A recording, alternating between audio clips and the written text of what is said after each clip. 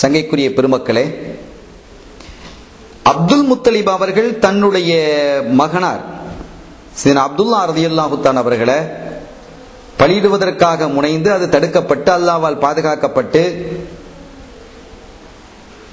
சிறப்பான ஒரு நிலைக்கு அவர்கள் வந்த போது அவர்களுக்கு ஒரு பெண் பார்க்கும் படலம் ஆரம்பிச்சது. அப்துல் முத்தலிப் அவர்கள் தன்னுடைய பிள்ளை அப்துல்லா நாயத்துக்கு எப்படியாவது ஒரு நல்ல ஒரு மனைவியை தேர்ந்தெடுக்க வேண்டும் என்ற எண்ணத்தோடு பெண் தேட ஆரம்பிச்சாங்க. அந்த பெண்ணாகத்தான் சையதத்துனா ஆமினா ரலியல்லாஹு தஆலா அன்ஹா அவர்கள் அமைந்தார்கள். அவர்களுடைய தந்தை யாருன்னு சொன்னா வஹுப், அவர்களுடைய தந்தை ஜஹர், அவர்களுடைய தந்தை யாருன்னா குசை, ரசூல் ஸல்லல்லாஹு அலைஹி வஸல்லம் பாட்டனர். அந்த சில்சிலாவில் அப்படி வந்து சேருது. ஒரு அற்புதமான அழகிய நங்கை அவர்கள் சையதத்துனா ஆமினா நாயகி ரலியல்லாஹு தஆலா அன்ஹா. அவர்களுக்கும் இவர்களுக்கும் இடையிலே கல்யாணம் தேதி நிர்ணயிக்கப்பட்டது.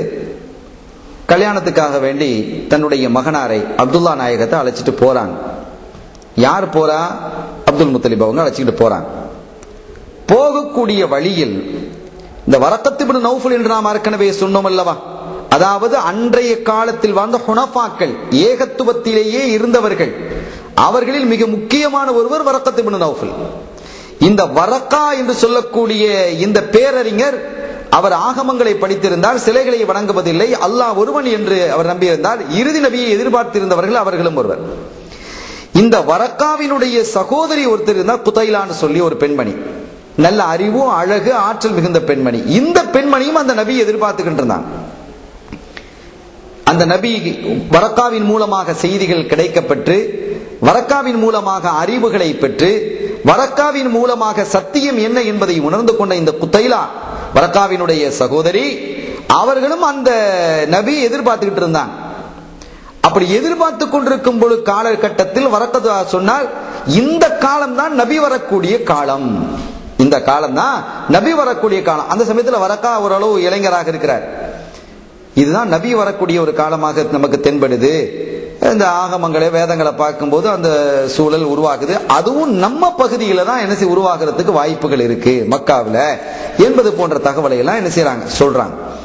அப்ப அந்த ஆசை ஆர்வம் குதைலா அவர்களுடைய உள்ளத்தில் அதிகமாக ஏற்பட்டு, அந்த ஆசையில் உந்தப்பட்டு அந்த நபி யாராக இருக்கும், அவங்க பிறந்துட்டாங்களா அல்லது இப்போ சமீபத்தில் பிறக்க போறாங்களா என்றெல்லாம் அவர்கள் தேடிக்கொண்டிருக்கிறாங்க.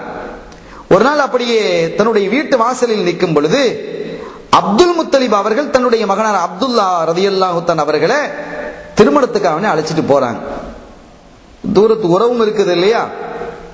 திடீர்னு அப்துல்லாவினுடைய முகத்தை பார்க்கறாங்க. அதிலிருந்த ஒளி, அதிலிருந்த அழகு, அதிலிருந்த நூர், இதையெல்லாம் பார்த்து அறிவு மிகுந்த குதைலா ஒரு முடிவுக்கு வர்றாங்க, இவங்க தான் நபியாக இருக்கணும் அல்லது இவங்களுக்கு பிறக்கக்கூடியவர் நபியாக அமையணும் என்ற ஒரு முடிவுக்கு வர்றாங்க. அந்த முகத்தினுடைய தோற்றத்தை பற்றி, ஏனென்றால் அது பற்றிய தகவல்களும் கூட, அந்த முகம் எப்படி இருக்கும், எவ்வளவு பிரகாசமாக இருக்குங்கிற தகவல் வேதத்தில் சொல்லப்பட்டிருக்கு. அந்த வேதத்தில் சொல்லப்பட்ட செய்திகளை எல்லாம் வரக்கா படித்திருக்கிறார். படித்ததோடு மாத்திரமல்லாமல் தன்னை நம்பக்கூடியவர்களுக்கெல்லாம் அந்த செய்தியை தகவலை சொல்லியிருக்கிறார். அந்த நம்பிக்கையாளர்களில் ஒருவர் தான் குதைலா. அதை புரிந்து கொண்ட விளங்கிக் கொண்ட குதைலா அப்துல்லா நாயகத்தினுடைய முகத்தை பார்க்கிறார். சொல்லப்பட்ட அந்த செய்திகள், அந்த சொல்லப்பட்ட அந்த சிஃபத்துகள், பண்புகள், அந்த அழகு தன்மைகள், இவைகள் எல்லாம் அப்துல்லா நாயகத்தினுடைய முகத்தில் இருக்கிறத பார்த்ததும் இவங்க ஒண்ணு நபியாக இருக்கணும் அல்லது இவங்களுக்கு பிறக்கக்கூடியவர்கள் நபியாக இருக்கணும் என்ற ஒரு முடிவுக்கு வந்து அந்த வீட்டு வாசல் இருக்கும் போதே அப்துல்லா நாயகத்தில் அப்துல்லான்னு கூப்பிடுறாங்க. தூரத்து உறவு இருக்கு, ஏற்கனவே பழக்கங்கள் இருக்குது. அப்போ சொன்னாங்க என்ன அப்படின்னு. அப்ப அப்துல் முத்தலிப் சொன்னாங்க, கூப்பிடுறாங்க என்னன்னு கேட்டு வாப்பா, பிரச்சனை இல்லை என்ன அப்துல் முத்தலிப் சொல்லிட்டு அவங்க மெதுவா போயிட்டு, நான் மெதுவா போயிட்டு இருக்கிறேன், நீ வந்து சேரு. இவங்க வந்தாங்க, என்னம்மா என்ன கூப்பிடுறீங்க, நான் உங்களை கல்யாணம் முடிக்கணும், நான் தான் உங்களுடைய மனைவி, என்னைத்தான் நீங்கள் கல்யாணம் கட்டணும். அப்ப இது என்ன இப்படி சொல்றீங்க, நீங்க இப்ப எங்க போறீங்க? நான் என்னுடைய தந்தையோட போயிட்டு இருக்கிறேன், கல்யாணம் முடிக்குங்கிறது சொல்லல, தந்தையோட போயிட்டு இருக்கிறேன். நீங்க எங்க போனாலும் சரி, என்ன இப்ப கல்யாணம் முடிச்சுதான் நீங்க இப்ப போங்க. உங்களுக்காக உங்களுடைய தந்தை 100 ஒட்டகங்களை பலி கொடுத்தார்கள், அந்த 100 ஒட்டகத்தை நான் தர்றேன், என்ன நீங்க இப்ப கல்யாணம் முடிக்கணும், இதுவும் இப்போதே இந்த இடத்திலேயே கல்யாணம் நடக்கணும்னு சொன்னபோது அவங்க சொன்னாங்க, என்னுடைய தந்தையின் விருப்பத்திற்கு மாற்றமாக நான் செயல்பட மாட்டேன் என்று அப்துல்லா நாயன் சொல்லிட்டாங்க. எதுவா இருந்தாலும் என் தந்தைகிட்ட பேசுங்க, நீங்க பேசுறது எங்க வாப்பா கிட்ட தான் நீங்க பேசணும், என்னுடைய தந்தையிடம் நீங்கள் பேசுங்க. இந்த விஷயத்தில் நான் ஒரு முடிவெடுப்பதற்கு இல்லை என்று சொல்லிட்டு அவங்க நேரம் என்னுடைய தந்தையினுடைய விருப்பத்திற்கு மாற்றமாகவும் நான் எதுவும் நடக்க மாட்டேன் என்று சொல்லிட்டு நேரம் என்ன செஞ்சிட்டாங்க, நடைய கட்டிட்டாங்க. நேரம் போய் அப்துல் முத்தலிப் அவர்களோடு போய் அங்கே ஆமினா நாயகி அவர்களுடைய இல்லத்திற்கு செல்லப்பட்டது. அங்கே சிறப்பாக கல்யாணம் நடத்தது. அப்துல் முத்தலிப் அவர்களை குத்துபா ஓதினார்கள் என்றெல்லாம் வரலாற்று செய்திகள் பதிவு செய்யப்பட்டிருக்கிறது. இந்த கல்யாணம் முடிஞ்சது கிபி 569 வருஷம். ஈசா நபி அலைஹிஸ்ஸலாம் அவருடைய பிறப்புக்கு பின்னால 569 வருஷத்துல இது நடக்குது. இந்த வருடத்தில் தான் ஒரு பிரச்சனையும் ஏற்பட்டது. இந்த மக்காவிற்கு மக்கள் கூட்டம் கூட்டமாக வந்து யாத்திரிகர்களாக வந்து இந்த மக்காவிற்கு இருக்கக்கூடிய காபத்துல்லாவிற்கு காணிக்கைகள் செலுத்துவதை எல்லாம் பார்த்து பொறாமைப்பட்ட அபிசீனியாவினுடைய ஒரு பகுதியிலே, யமனினுடைய ஒரு பகுதியில் இருக்கக்கூடிய அபிசீனியா, அந்த அபிசீனியாவில் ஒரு பகுதியில் இருக்கக்கூடிய சனா என்ற ஊரை ஆட்சி செய்யக்கூடிய அப்ரஹா பொறாமைப்பட்டு ஒரு கோயிலை ஒன்று கட்டினான். எதற்காக கட்டினான்? இந்த காபாவிற்கு வரக்கூடிய அந்த யாத்திரிகர்களை எல்லாம் தன் பக்கம் திருப்பி விடலாம், காபாவிற்கு வரக்கூடியவர்களை எல்லாம் இந்த சனா என்ற கோவிலின் பக்கம் திருப்பி விடலாம் என்பதற்காக அப்படி என்ன செய்ய, எல்லா மக்களையும் அப்படி திருப்புறதுக்காக இந்த கோயிலை கட்டினான். இதை புரிந்து கொண்ட இந்த மக்காவாசிகளில் ஒருவர் நேரம் அங்க போய் அந்த கோயிலை அசுத்தப்படுத்திட்டு வந்துட்டார். இதனால கோபம் கொண்ட அப்ரஹா ஒரு பெரும் படையை திரட்டி கொண்டு காபத்துல்லாவை அழிப்பதற்கு, மக்காவை தாக்குவதற்காக வந்தான். அதில் யானை படைகளையும் அழைத்து கொண்டு வந்தான். அதனுடைய தலைமை யானை மஹ்மூத் என்று வரலாற்றிலே சொல்லப்பட்டிருக்கிறது. யானை படையை அழைத்துக் கொண்டு அவன் பெரும் படையோடு என்ன செய்கிறான், வருகிறான். அப்படி வந்து மக்காவிற்கு வெளியிலே அவன் என்ன செய்கிறான், தங்க இருக்கிறான். வரும் வழியிலெல்லாம் பல நிகழ்வுகள் நடைபெற்றது. அதையெல்லாம் விவரிப்பதற்கு உண்டான சூழல் இல்லை, வரலாற்றில் நாம் படித்துக் கொள்ளலாம். அப்படி வந்து மக்காவிற்கு வெளியிலே பாளையம் இறங்கி இருக்கிறான். இந்த தகவல் மக்காவில் உள்ள மக்களுக்கு கிடைக்கிறது. எல்லாரும் அதிர்ந்து போயிட்டாங்க. என்னடா இது பெரும், அதுல மக்கள் இருந்த பல பேர் இந்த யானையே பார்த்தது இல்லை.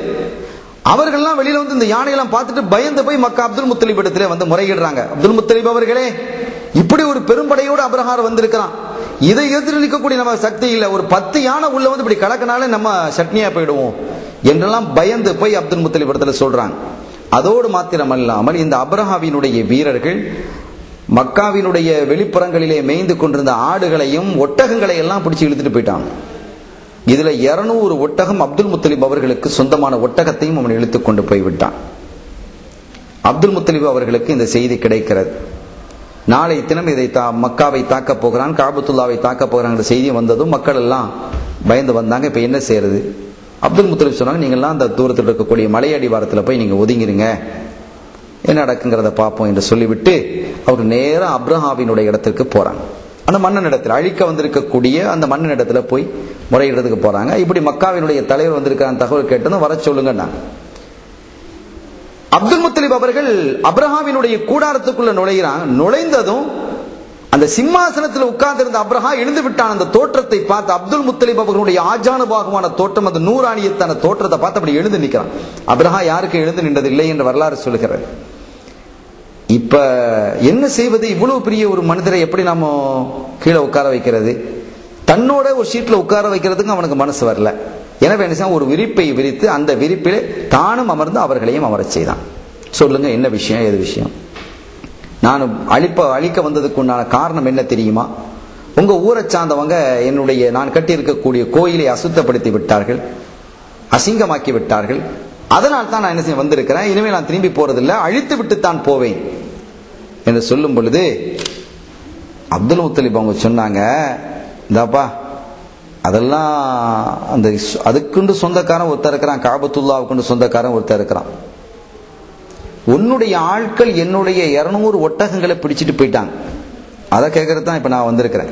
அவன் பார்த்தா என்னோட எவ்வளவு பெரிய மனுஷனா இருக்கிற, காபத்துல்லா வெடிக்க வந்திருக்கிறேன், அந்த விஷயமா பேசாம தன்னுடைய ஒட்டகத்தை கேட்கிறாரு. அப்படிங்கும்போது அதை விளங்கி கொண்ட அப்துல் முத்தலிப் அவர்கள் சொன்னாங்க, ஒட்டகத்துக்கு சொந்தக்காரன் நான், காபத்துல்லாவுக்கு சொந்தக்காரன் வேற ஒருத்தர் இருக்கிறான், அதை அவன் பார்த்துக்கிடுவான், இதை நான் பார்த்துக்கிறேன். உடனே உத்தரவிட்டா அந்த ஒட்டகங்கள்லாம் நீங்க கொடுத்துருங்க, அபகரிச்சுட்டு வந்த பொருட்கள் எல்லாம் நீங்க கொடுத்துடணும் என்று சொன்னதும் அதையெல்லாம் வாங்கிட்டு அங்க வந்துட்டான். அப்துல் முத்தலிப் நேர காபத்துல்லாவுக்கு போய் அந்த திரையை பிடித்துக் கொண்டு சொன்னாங்க, லா ஹும்ம இன்னல் அப்த யம்னஉ ரிஹலஹு ஃபம்னஉ ஹிலாலக லா யக்லிபன்ன ஸலீபுஹும் வ மஹாலுஹும் கதவ் மஹாலக. இன் குந்த தாரிகுஹும் வ கிப்லதனா ஃபஅமுர் மா பதாலக.